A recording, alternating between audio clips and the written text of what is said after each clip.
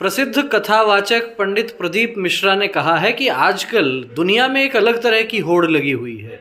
लोग बड़े बड़े बाल बढ़ा लेते हैं, बहुत सारा त्रिपुंड लगा लेते हैं और गले में बहुत सारी माला पहन लेते हैं, जटाएं बना लेते हैं। और जटाएं बनाने के लिए तो बाजार में नकली बाल भी आ गए हैं।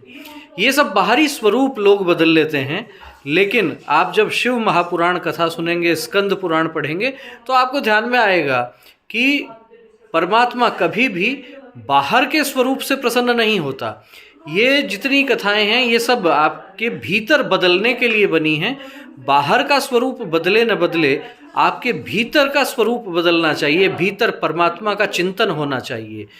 ये बात कही प्रसिद्ध कथावाचक पंडित प्रदीप मिश्रा ने।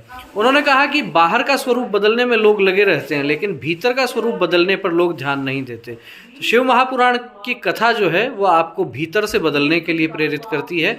परमात्मा आपके बाहर का स्वरूप नहीं देखता। आप बाहर से चाहे जितने बदल जाइए, लेकिन जब तक भीतर से आपके जो है वो परमात्मा का नाम नहीं आएगा, जब तक आप केवल बाहरी दिखावे पर रहेंगे, तब तक आप परमात्मा का चिंतन ठीक प्रकार से नहीं कर सकते, उनका भजन वो आप ठीक प्रकार से नहीं कर सकते। तो सारी कथाएं यही सिखाती हैं कि आप बाहरी दिखावे पर न जाएं। तो जो एक प्रकार से प्रदीप मिश्रा ने ये भी कह दिया कि जो ढोंग करने वाले लोग हैं उनसे बचने की आवश्यकता है। आजकल आपको बहुत लोग मिलेंगे ऐसे जो अलग तरह का स्वांग बना लेते हैं, अलग तरह का वेश बना लेते हैं, लेकिन कथा जो है वो आपको भीतर से बदलने का प्रयास करती है। और वही प्रयास आप सबको भी करना चाहिए, हम सबको भी करना चाहिए।